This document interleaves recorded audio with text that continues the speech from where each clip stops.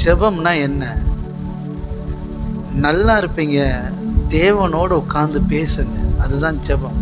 கையை தட்டி இதை புரிஞ்சுக்கோங்க ப்ளீஸ். இன்னைக்கு நிறைய பேர் ஜெபம் பண்ணணுங்கிற ஆசை எல்லாருக்கும் இருக்கும், ஜெபம் பண்ணுறீங்க டைமெல்லாம் ஒதுக்கி, ஆனால் ஏன் மாற்றம் நடக்கலைன்னா ஜெபமே தப்பு.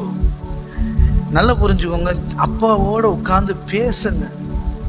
என்னெல்லாம் உணர்வு வருதோ ஜெபத்தில் உட்காருங்க, என்ன உணர்வெல்லாம் வருதோ அதெல்லாம் அவரோட பேசுங்க, அதுதான் ஜெபம். இன்றைக்கி நிறைய ஒரு ஒரு ஒரு ஒரு ஒரு சடங்காச்சாரமாக ஜெப குறிப்பை நோட் பண்ணி வச்சுக்கிட்டு இது அது அது இது அப்படி இப்படின்ட்டு ஸ்தோத்திரம் சொல்கிறீங்களா? ரைட்டு, ஸ்தோத்திர பலி பார்த்து தான் ஸ்தோத்திரம் சொல்கிறது தான் எனக்கு தெரியும்னா ஓகே, சரி ரைட்டு.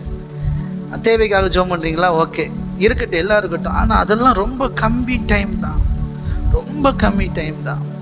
ஸ்தோத்திர பலிலாம் உங்கள் லைஃப்பில் ரியல் லைஃப்பில் நடந்ததை நினச்சி எவ்வளோ நாள் நன்றி சொல்லுங்கள். ஒரு ஒரு என்னென்னு சொல்கிறதுக்கு, ஒரு ஜெபத்துக்கெல்லாம் ஒரு வரைமுறை வைக்கவே முடியாது. தயவுசெய்து நான் உங்களுக்கு ஜெபத்தை பற்றி சொல்லியே தர முடியாது.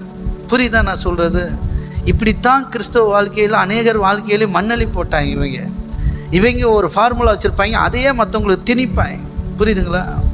எங்கள் ஜெபத்தை யாருமே சொல்லிக் கொடுக்க முடியாது. ஏன்னா அது உங்களுக்கும் தேவனுக்கு இருக்கிற ரகசிய ஒரு இதில் மூணாவது ஆளுக்கு எப்படி தெரியும்? புரியாது. இதை நல்லா புரிஞ்சுக்கோங்க. நிறைய கிறிஸ்தவத்தினுடைய சாபக்கேடு என்ன தெரியுமா? ஜெபத்தை பற்றி சொல்லிக் கொடுப்பாங்க. இப்படி ஜெபிக்கணும், அப்படி ஜெபிக்கணும், கொஞ்ச நேரம் இதை பண்ணணும், கொஞ்ச நேரம் அதை பண்ணணும், இது ஒரு 5 நிமிஷம், இது ஒரு 10 நிமிஷம், இது ஒரு 15 நிமிஷம், இப்படி ஜெபிச்சு பாருங்க அப்படிம்பாங்க. அது அவங்களுக்கு, அது அவங்க ரூட்டு. அவங்க ரூட்டில் போய் நீங்கள் ஓடிக்கிட்டு இருந்தீங்கன்னா கரெக்டாக இருக்காது. உங்களுக்குன்னு ஒரு தனி வாழ்க்கை, நல்லா புரிஞ்சுக்கோங்க. அப்போது தயவுசெய்து நீங்கள் தேவ சமூகத்தில் உட்காருங்க, உங்கள் அமைதியாக உட்காருங்க, அப்பாவோடு பேசுங்க. தேவையில் இருக்கிறீங்களா? அவர்கிட்ட சொல்லுங்கள், தப்பே கிடையாது. இப்படியெல்லாம் எனக்கு தேவை இருக்குப்பா, நீங்கள் இதிலேருந்து என்னை விடுதலை ஆக்குப்பா, என் மனசு கஷ்டமாக இருக்குப்பா, பாரமாக இருக்குப்பா, பேசுங்க. புரியுதுங்களா? நான் ஃபார்முலா தான் சொல்லித்தரேன். நான் என்ன சொல்லுது, இப்படியெல்லாம் பண்ணலாம் சொல்லித்தரேன். இன்னும் நிறையா இருக்குது, இன்னும் நிறைய எக்ஸ்பீரியன்ஸ் உங்களுக்கு கிடைக்கும். புரியுதுங்களா? ஆனால் யாரோ சொல்லி தந்தார் ஜெபத்துக்கான வழிமுறைகள். முதல்ல நன்றி சொல்லணும், அப்புறம் கொஞ்சம் ஸ்தோத்திர பலி சொல்லணும், அப்புறமாட்டுக்கு இதை பண்ணணும், அப்புறமாட்டுக்கு தேவை, இப்படியெல்லாம் யாரோ போட்டு உங்களுக்கு மெஷர்மெண்ட் போட்டு எடுத்து 5 நிமிஷம் 10 நிமிஷம் சொல்லித்தரதெல்லாம் வச்சுட்டு இருந்தீங்கன்னா அது அவங்களுடைய வாழ்க்கையை உங்களுக்குள்ளே திணிக்கிறாங்க. அப்படி கிடையாது. புரியுதுங்களா? அது உங்கள் பர்சனல், அது உங்களுக்கும் அப்பாவுக்கு இருக்கிற உறவு. குடும்பமாக ஜெபம் பண்ணாலும் அதான், உட்காருங்க, உங்கள் பிரச்சனையை அப்பாவோட சேர்ந்து ஒருமனப்பட்டு பேசுங்கப்பா.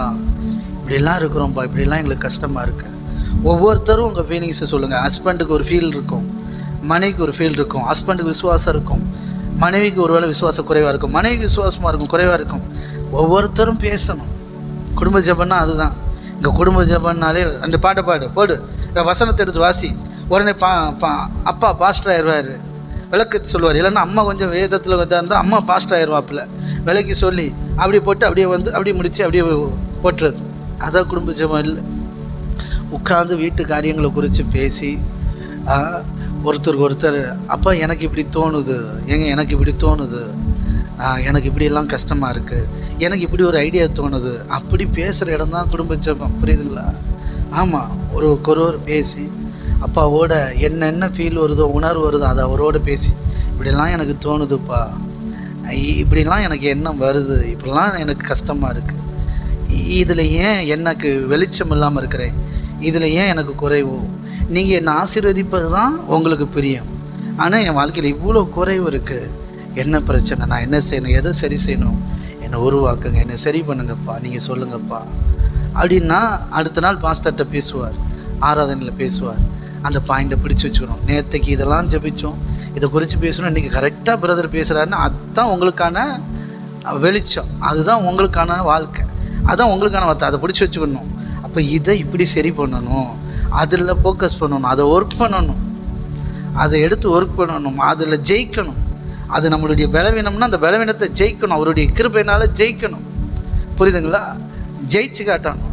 அப்போ தான் வாழ்க்கை டெவலப் ஆகும். புரியுதுங்களா? அப்பா நம்மோடு பேசுவார், அந்த ஸ்பாட்லேயே பேசுவார். இல்லை அப்படி இல்லைன்னா யாரும் கொண்டாலும் பேசுவார். அப்போது ஜெபங்கிறதே அதுதான், அவரோடு உட்காந்து பேசுகிறேன். இங்கே உட்காந்தாலே நிறைய பேருக்கு தூக்கம் வந்துடும்.